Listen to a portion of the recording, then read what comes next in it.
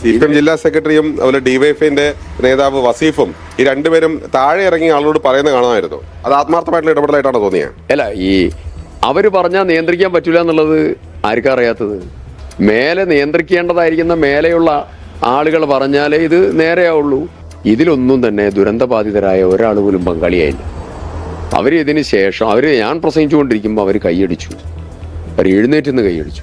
പക്ഷെ കരഞ്ഞുകൊണ്ട് സംസാരിച്ചു. ഇത് ശരിയായില്ല എന്നുള്ളത് പറഞ്ഞു. വളരെ കൃത്യവും വ്യക്തമായിട്ടുള്ള നിലപാട് അവർ എടുത്തു. സർക്കാരിൻ്റെ പരിപാടി അത് പൊതുസമൂഹത്തിൻ്റെ പരിപാടിയാണ്.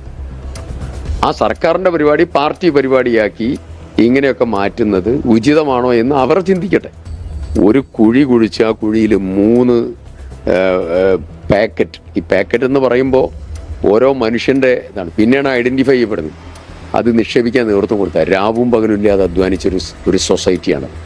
അവിടെ സ്നേഹവും കരുതലും ചേർത്ത് നിർത്തില്ല. ആ മണ്ണിൽ കൂവാനുള്ളതല്ല. ആ നിമിഷം മുതൽ അവിടെയാണ്. എത്ര സംഘടനകൾ കൊടുത്തു കഴിഞ്ഞു, എന്നിട്ടൊരു മന്ത്രി അവിടുന്ന് വിളിച്ചു പറയാണ് തറക്കല്ലിട്ട് പോകാൻ വന്നതല്ല നമ്മൾ. സർക്കാർ പദ്ധതിന് ചുരുക്കുകയാണ്.